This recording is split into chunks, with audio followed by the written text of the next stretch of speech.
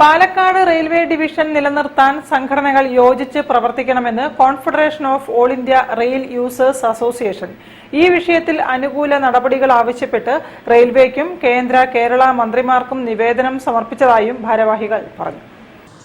Palakkad railway division നഷ്ടപ്പെടാതിരിക്കാൻ അടിയന്തര ഇടപെടൽ നടത്തണമെന്ന് അഭ്യർത്ഥിച്ച് പ്രധാനമന്ത്രി, റെയിൽവേ മന്ത്രി, റെയിൽവേ ബോർഡ് ചെയർമാൻ, കേന്ദ്ര സഹമന്ത്രിമാരായ സുരേഷ് ഗോപി, ജോർജ് കുര്യൻ, കേരള മുഖ്യമന്ത്രി, കായിക റെയിൽവേ മന്ത്രി എന്നിവർക്കും ഡൽഹിയിലെ ലൈസൺ ഓഫീസർ വഴിയും ഇമെയിൽ വഴിയും നിവേദനം അയച്ചതായി confederation of all India rail users അസോസിയേഷന്റെ നേതൃത്വത്തിൽ നടത്തിയ യോഗം അറിയിച്ചു.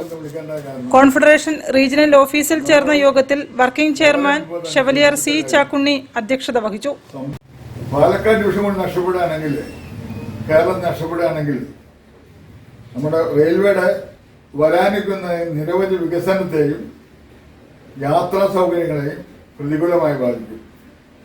2006 നവംബറിൽ 1132 കിലോമീറ്റർ ഉണ്ടായിരുന്ന പാലക്കാട് ഡിവിഷനിൽ നിന്നും 588 കിലോമീറ്റർ അടർത്തിയെടുത്താണ് സേലം ഡിവിഷൻ രൂപീകരിച്ചത്. ആ സമയത്ത് നിസ്സംഗത പാലിച്ചതാണ് നമുക്ക് നഷ്ടപ്പെടാൻ കാരണമായതെന്നും കേരളത്തിന്റെ ആവശ്യങ്ങൾ ഉന്നയിക്കുമ്പോൾ ഏകോപനമില്ലാത്തതും പരസ്പര വിരുദ്ധമായ പ്രസ്താവനകളും ആവശ്യങ്ങളും ഉന്നയിക്കുന്നതുമാണ് അർഹതപ്പെട്ട പലതും നഷ്ടപ്പെടാൻ കാരണമായതെന്നും യോഗം വിലയിരുത്തി.